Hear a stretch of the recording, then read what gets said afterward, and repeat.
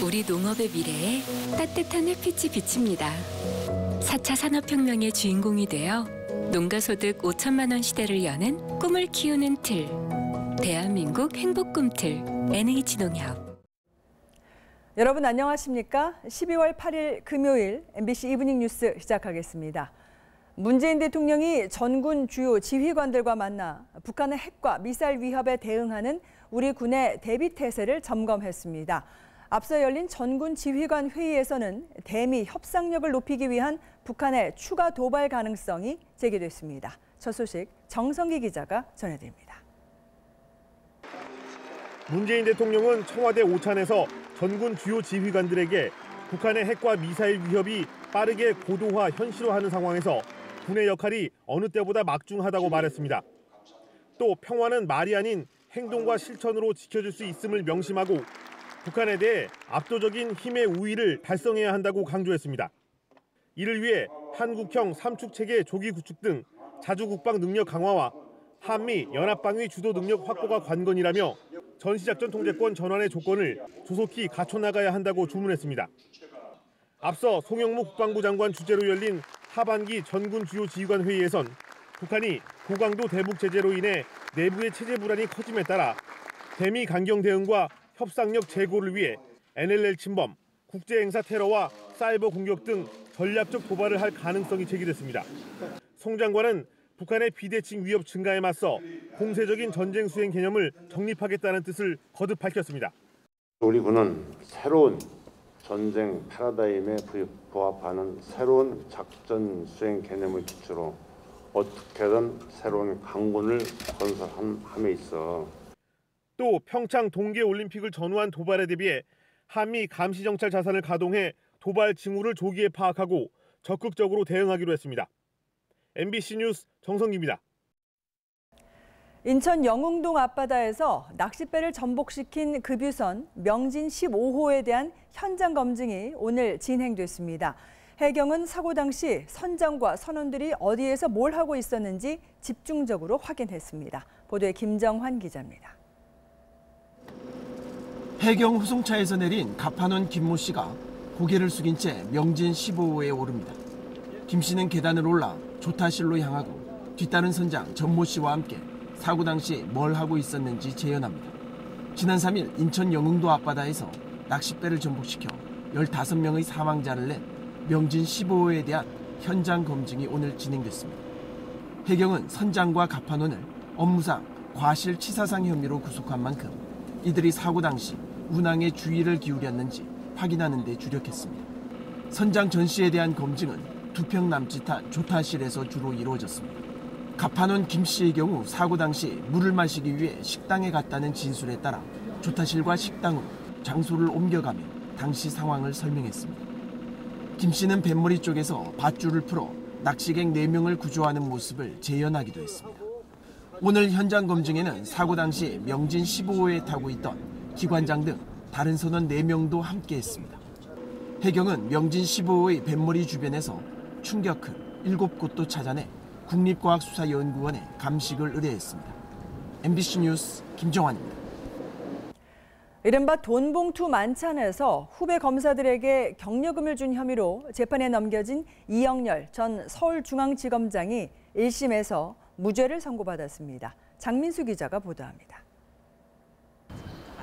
이영렬 전 서울중앙지검장은 지난 4월 서울 서초동의 한 식당에서 안태근 전 국장을 비롯한 법무부 검찰국 검사 3명 등과 저녁 식사를 함께했습니다. 이 자리에서 법무부 검사 2명에게 각각 현금 100만 원과 9만 5천 원 상당의 식사를 제공한 혐의로 재판에 넘겨졌습니다. 서울중앙지법은 청탁금지법, 이른바 김영란법 위반 혐의로 기소된 이영렬 전 서울중앙지검장에 대해 오늘 무죄를 선고했습니다. 재판부는 음식물과 관련해 만찬 경유와 비용 등에 비춰보면 격려 차원에서 음식물을 제공한 것으로 인정된다고 밝혔습니다. 따라서 청탁금지법 예외 사유에 해당해 수수 금지 금품으로 인정하기 어렵다고 봤습니다.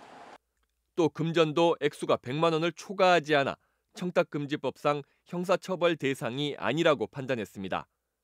앞서 검찰은 벌금 500만 원을 구형했습니다. 이 사건은 검사가 김영란법 위반 혐의로 기소된 첫 사례인데다 검찰 고위 간부들이 연루돼 주목을 받았습니다. 이 전 지검장과 안 전 국장은 수사비 보전과 격려 차원이었다고 해명했지만 법무부는 징계위원회를 열어 두 사람을 면직했습니다. MBC 뉴스 장민수입니다. 경찰이 삼성 차명계좌 수사와 관련해 서울지방국세청을 압수수색했습니다. 경찰청 특수수사과는 오늘 오전 9시부터 서울지방국세청에 수사관들을 보내 관련 자료를 확보했습니다. 경찰은 지난 2008년 삼성특검 당시 밝혀지지 않은 또 다른 차명계좌를 확인하고 사실 여부 확인을 위해 압수수색에 나선 것으로 알려졌습니다. 서울 남부지법 형사합의 12부는 미공개 정보를 이용해 주식을 팔아 손실을 회피한 혐의로 기소된 최은영 전 한진해운 회장에게 징역 1년 6개월과 벌금 12억 원, 추징금 5억 300여만 원을 선고하고 법정 구속했습니다. 재판부는 미공개 중요 정보를 거래하는 행위는 기업 공시제도를 훼손하고 기업 운영과 유가증권 거래 시장의 투명성, 건전성을 저해해 일반 투자자에게 예상치 못한 손해를 입힌다고 판결 이유를 밝혔습니다. 최 전 회장은 한진해운이 자율협약 신청을 발표하기 전 미공개 정보를 미리 입수해 두 딸과 함께 보유하던 한진해운 주식을 팔고 10억 원의 손실을 피한 혐의로 기소됐습니다. 조윤선 전 청와대 정무수석이 이른바 화이트리스트 의혹과 국가정보원 특수활동비 수수 혐의 등으로 검찰 조사를 받습니다. 서울중앙지검 특수3부는 오는 10일 오전 9시 30분 조 전 수석을 화이트리스트 사건과 국정원 자금 수수 사건 등의 피의자로 소환 조사한다고 밝혔습니다. 문화예술계 지원 배제 명단인 블랙리스트 사건으로 기소돼 지난 7월 27일 1심에서 징역형의 집행유예를 선고받고 항소심 중인 조 전 수석은 새 혐의로 다시 검찰 수사를 받게 됐습니다. 지난해 직원 300인 미만의 중소기업의 시간당 임금이 300인 이상 대기업의 절반 수준에 그친 것으로 조사됐습니다.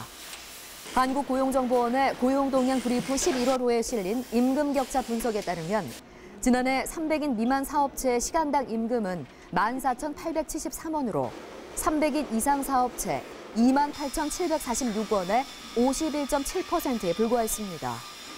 중소기업 근로자의 임금 총액도 300인 미만 기업 임금 총액은 251만 원으로 300인 이상 기업 495만 4천 원의 절반 수준에 그쳤습니다.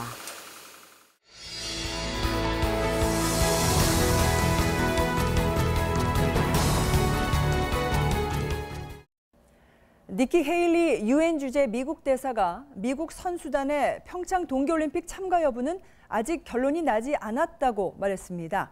하지만 백악관 측은 평창올림픽 참가를 고대하고 있다면서 엇갈린 입장을 내놨습니다. 뉴욕에서 이진희 특파원의 보도입니다. 니키 헤일리 유엔 주재 미국 대사는 미국 올림픽 선수단이 평창 동계올림픽에 참가할지 여부는 아직 미해결 문제로 남아있다고 말했습니다. There's an open question. I have not heard anything about that. It's always about how do we protect the U.S. citizens in the area. 미국 현지 시간으로 지난 수요일 밤 폭스 뉴스에 나온 헤일리 대사는 미국 선수들의 평창 올림픽 참가가 기정사실이냐는 질문에 명확한 답을 내놓지 않았습니다. 또 북한 상황이 날마다 바뀐다며 도널드 트럼프 행정부가 선수 보호를 위해 최선의 방법을 찾을 것이라고 덧붙였습니다. 헤일리 대사는 평창 올림픽은 선수 모두가 열심히 노력해온 것을 선보일 절호의 기회라며 우리가 할 일은 그들의 안전을 확보하고 주변 상황을 알 수 있도록 모든 가능한 예방 조치를 하는 것이라고 말했습니다. 하지만 하루 뒤에 나온 백악관의 입장은 조금 달랐습니다. 세라 샌더스 백악관 대변인은 언론 브리핑에서 평창 올림픽 참가가 공식적으로 결정된 건 아니지만 목표는 선수들이 운동 경기를 할 수 있게 하는 것이라고 말했습니다. 또 트위터 계정을 통해 평창 동계올림픽 참가를 고대하고 있다고 강조했습니다. 그러면서 미국민을 보호하는 게 최우선 과제이며 한국인들과 다른 협력국과 함께 대회 장소가 안전하도록 협조하고 있다며 참가 쪽에 좀 더 무게를 실었습니다. 뉴욕에서 MBC 뉴스 이진희입니다. 청와대는 니키 헤일리 유엔 주재 미국 대사가 미국 선수단의 평창 동계올림픽 참가는 아직 해결되지 않았다고 한 데 대해 문재인 대통령이 트럼프 미국 대통령과의 통화에서 참가를 약속받았다고 밝혔습니다. 청와대 관계자는 오늘 기자들과 만난 자리에서 이같이 말하고 미국 올림픽위원회도 이미 2달 전에 공식적으로 참여 발표를 했다고 강조했습니다. 예루살렘을 이스라엘의 수도로 인정한다는 트럼프 미국 대통령의 발언 이후 이스라엘과 팔레스타인 간 긴장이 고조되고 있습니다. 팔레스타인 무장 정파인 하마스는 무장 봉기를 독려하고 있습니다. 박상규 특파원이 전해드립니다. 예루살렘은 이스라엘의 수도라는 트럼프 미국 대통령의 발언에 분노한 팔레스타인 시위대가 도로를 봉쇄하고 투석전을 벌입니다. 이스라엘 경찰은 최루탄을 쏘며 시위대 해산을 시도합니다. 영국 공영 BBC는 라말라와 베들레헴 등 팔레스타인 자치지역 곳곳에서 벌어진 시위로 17명이 다쳤다고 전했습니다.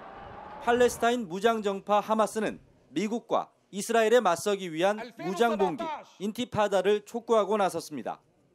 وعن التمسك بحقهم الأزلي في القدس وفي كل فلسطين.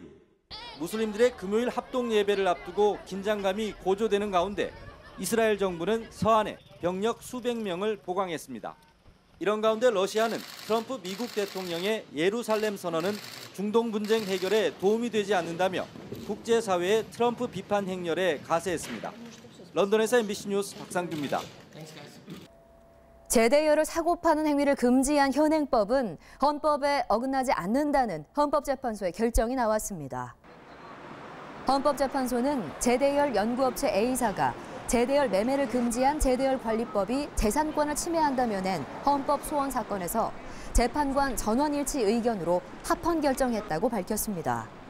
A사는 지난 2008년 제대열 줄기세포 독점 판매권을 보유한 B사와 판매권 양도 계약을 맺었지만 경영난으로 B사가 계약 해지를 통보하자 A사는 제대열 독점 판매권을 확인해달라며 소송을 냈고 법원이 제대열 관리법을 이유로 받아들이지 않자 헌법 소원을 냈습니다.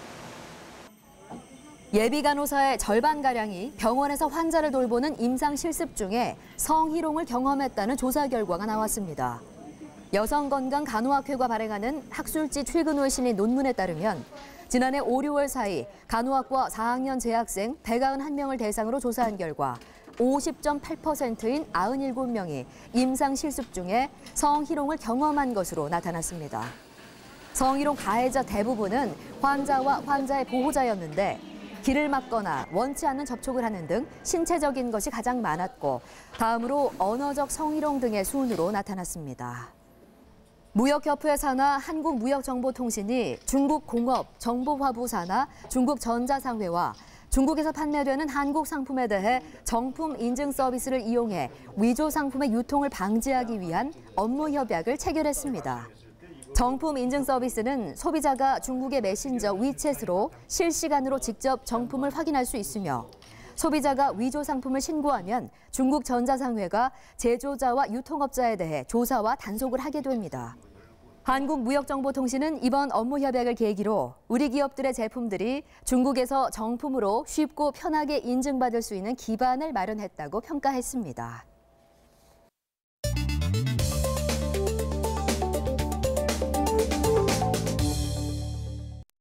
이브닝 핫클릭입니다. 세상엔 정말 남다른 재능과 재주로 사람들을 깜짝 놀라게 하는 영재들이 많은 것 같습니다. 또래 아이들이 인형을 가지고 놀 때 대신 권투글러브를 선택한 소녀를 만나보시죠. 저 작은 체구에서 어떻게 저런 에너지가 샘솟는 거죠? 빛보다 빠른 팔, 번개 같은 다리, 놀랍도록 민첩한 움직임을 쏟아내는데요. 와, 절로 감탄이 나올 정도입니다. 권투 천재라고 불리는 우크라이나 출신의 9살 소녀입니다.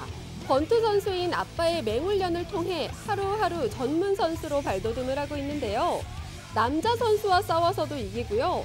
같은 체격급에서는 이미 실력 면에서 겨룰 만한 상대가 없어 더 나이가 많거나 체격급수가 위인 선수들을 상대로 승전보를 올리고 있습니다. 2분도 채 되지 않는 짧은 시간 안에 무려 200번이 넘도록 흡사포, 강펀치를 날릴 수 있다는데 이 정도 경지에 오르기까지 얼마나 많은 노력과 연습이 필요했을까요? 훗날 세계 최고의 권투 선수로 이름을 떨칠 소녀의 미래가 기대됩니다. 지금 뭐가 지나갔나요? 너무 순식간이라 잘못 알아보겠네요. 한 남자가 자전거를 타고 질주 중인데요. 놀랍게도 오직 바퀴 하나만을 사용하고 있습니다. 하지만 쓰러지지 않고 장애물 코스까지 여유롭게 돌아다니죠. 지형이 어떤 상태든 전혀 상관없다는 듯한데 와, 정말 대단한 실력입니다. 호주 출신의 자전거 선수인데요. 마치 자전거와 한 몸이라도 된 것 같습니다. 평범한 자전거 타기에 질리신 분들, 좀 더 현란하게 자전거를 즐기는 이 방법을 한번 참고해 보시는 건 어떨까요? 물론 하루 이틀 연습해서는 될 일이 아니겠죠? 여러분은 놀이기구 잘 타시나요? 극한의 스릴에 맞서 고래고래 소리를 지르다 보면 어느새 쌓인 스트레스도 날아가고 속까지 후련해지는 것 같은데요. 여기 놀이기구를 타는 사람들의 엇갈린 반응을 모아봤습니다. 한 쌍의 남녀가 놀이기구에 나란히 앉아 있습니다. 그런데 놀이기구가 작동되자 반응은 극과 극이네요. 다른 놀이기구의 탑승객들도 상황은 크게 다르지 않은 것 같죠? 두 눈을 질끈 감고 얼굴을 잔뜩 일그러뜨리며 참을 수 없는 공포에 어쩔 줄 몰라 하는가 하면 호쾌한 웃음을 쏟아내며 한껏 즐거워하는 사람도 있습니다. 웃거나 울거나 혹은 우스꽝스럽거나 극명하게 다른 반응들이 참 재밌습니다. 놀이기구가 멈추면 아무 일 없었던 것처럼 시침이 뚝 떼고 싶겠지만 이렇게 생생한 영상이 다 남아버렸네요. 이번엔 못 말리는 장난꾼들을 만나보시죠. 레바논의 한 도심거리인데요. 높게 쌓아 올린 종이 상자를 실수로 쓰러뜨리는 척하면서 길 가는 시민들을 놀리고 있습니다. 종이 상자들은 서로 연결해놨기 때문에 우르르 쏟아질 일은 없는데요. 하지만 이 사실을 모르는 시민들, 누구라도 깜짝 놀랄 수밖에 없겠죠. 처음엔 이게 대체 무슨 상황이지 어이없어 하다가도 이내 웃음꽃을 피우며 받아주는 사람들이 인상적인데 반복되는 일상 속에서 사람들에게 잠시나마 유쾌한 자극을 주고 싶어 꾸민 일이라고 하네요. 어쩌다 이렇게 된 걸까요? 개울 한가운데 강아지가 빠져 있습니다. 추운 날씨에 그대로 꽁꽁 얼어붙어 꼼짝달싹 못하고 있는데 무척 괴로워 보이죠? 캐나다에서 포착된 모습입니다. 사람들의 신고로 소방대원이 출동했는데요. 소방대원이 강아지를 안는 순간 얼음이 깨지면서 아찔한 상황이 펼쳐졌지만 다행히 강아지를 물 밖으로 끌어내는데 성공합니다. 조금만 더 시간이 지체됐더라면 큰일 날 수도 있었겠죠. 이제 무사해 보여서 마음이 놓이네요. 지금까지 이브닝 핫클릭이었습니다.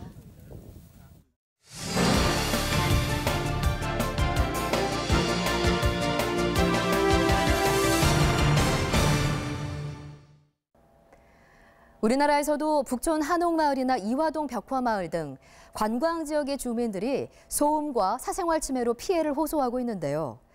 주요 관광 도시 중 하나인 네덜란드 암스테르담에서도 반관광 정서가 갈수록 커지고 있어 당국이 대책 마련에 나섰습니다. 주민 85만 명이 거주하는 네덜란드의 수도 암스테르담. 2011년 이후 관광객이 2배로 급증하면서 지난해 방문객 수가 무려 1,700만 명을 넘었습니다. 관광객이 많이 오면 도시 경제에 좋을 것 같지만 정작 사는 주민들은 골머리를 앓고 있습니다.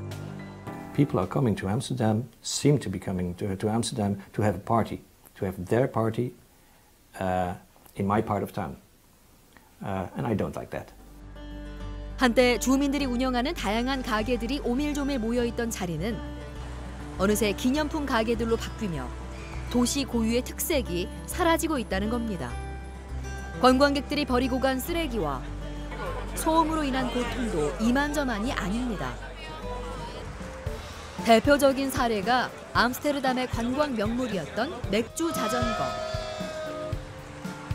테이블에 둘러앉아 맥주를 마시며 도시 풍경을 즐길 수 있어 단체 여행객 사이에 인기였지만 주의객의 소란과 추태로 피해를 본 주민들에겐 흉물과 다름없었습니다. The beer bike, that is it's like a symptom of the kind of tourism that we get. 결국 암스테르담 시내에서 맥주 자전거 운영이 금지됐습니다. 이외에도 암스테르담 당국은 과잉 관광에 따른 피해를 막고자 다양한 조치를 취하고 있습니다. 관광객들에게 하루 머물 때마다 10유로의 관광 세금을 물리는 방안을 검토 중이고 역사 유적지에 새로운 기념품 상점이 들어서지 못하도록 제한하고 나섰습니다. We want the individual tourist. We want the experienced tourist who doesn't inflict his or her behavior on the city. 사람이 살지 않으면 관광지로서의 가치도 사라지는 법. 주민도 달래고 관광도 살리는 시스템 마련과 더불어 여행하는 지역 공동체에 대한 관광객들의 배려가 필요하다는 지적입니다. 글로벌 인사이드였습니다.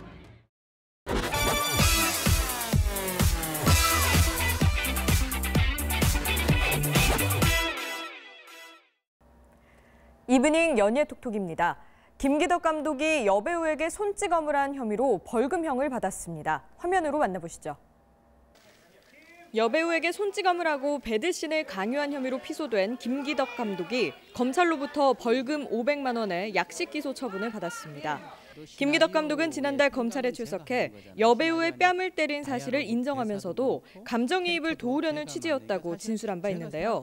검찰은 연기지도 차원이라도 폭력이 정당화될 수 없다고 판단해 단순 폭행으로는 비교적 무거운 액수를 형량으로 정했다고 합니다. 이 여배우는 배드신 강요와 강제추행 치상, 명예훼손 혐의 등도 주장했으나 검찰은 증거가 불충분하다고 보고 혐의 없음으로 처분했습니다. MBC 드라마 역적이 올해 최고의 한류 드라마로 꼽혔습니다. 화면으로 함께 하시죠. 지난 5월 인기리에 종영한 드라마 역적, 백성을 훔친 도적이 2017 대한민국 한류대상 시상식에서 드라마 부문을 수상했습니다. 역적은 홍길동의 삶과 사랑, 투쟁의 역사를 다룬 드라마로 배우 김상중과 윤균상, 이한희 씨의 명품 연기가 화제가 됐었죠.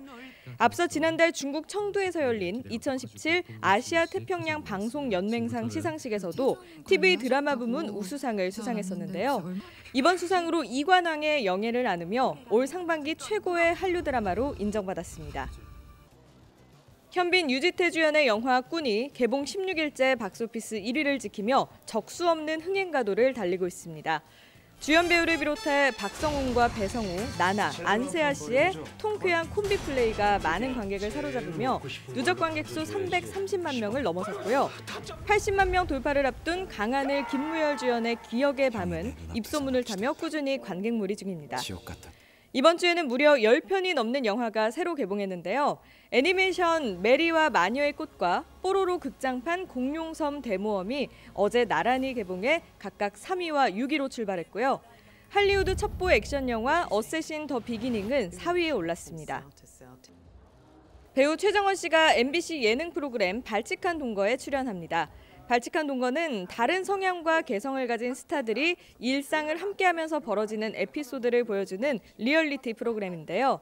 약 2년 만에 예능 나들이에 나선 최정원 씨가 이번 프로그램을 통해 어떤 매력과 재미를 선사할지 관심이 모아지고 있습니다. 최정원 씨의 활약이 기대되는 발칙한 동거는 오는 15일 밤 9시 50분에 방송됩니다.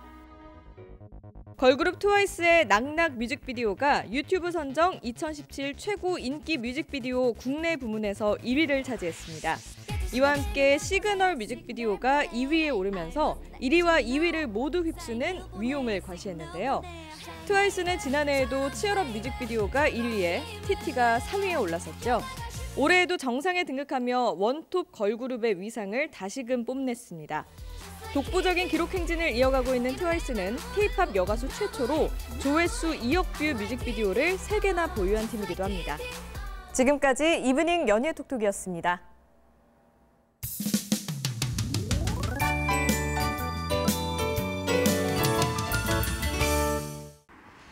대체로 맑은 날씨 속에 햇빛이 비춰왔지만 추위는 여전합니다. 한낮에도 기온이 크게 오르지 못하고 종일 영하권을 맴돈 곳이 많은데요. 요즘 날씨 강추위 아니면 눈이 내리는 등 참으로 변덕스러운 날씨가 계속되고 있습니다. 밤부터 또다시 서쪽 지역 곳곳은 눈이 내리겠습니다. 충남과 전북 지역에는 1에서 3cm, 경기 남부와 충북, 전남 서해안에도 1cm 안팎의 눈이 내리겠습니다. 눈은 아침이면 대부분 잦아들겠고요. 주말인 내일 낮부터는 기온이 조금씩 오름세로 돌아서겠습니다. 모레 일요일에는 평년 기온을 일시 회복할 것으로 보입니다. 하지만 이른 아침부터 경기 서해안을 시작으로 눈 또는 비가 내리겠고요. 낮엔 전국으로 확대될 전망입니다. 현재 강원 산지에는 한파주의보가, 동해안을 따라 건조특보가 발효 중이고요. 대부분 해상에는 풍랑특보가 내려진 가운데 낮까지 이어지던 눈은 잦아들면서 전라도와 울릉도 독도의 대설주의보는 해제가 됐습니다. 내일 아침 기온은 서울 영하 4도, 대구 역시 영하 4도로 오늘보단 조금 높겠지만 여전히 춥겠고요. 낮부터는 기온이 조금씩 올라서 서울 4도, 광주는 8도가 예상됩니다. 모레 일요일 전국에 눈이나 비가 내린 뒤에는 더 강한 추위가 찾아올 전망입니다. 날씨였습니다. 가입 고객 모두 114년을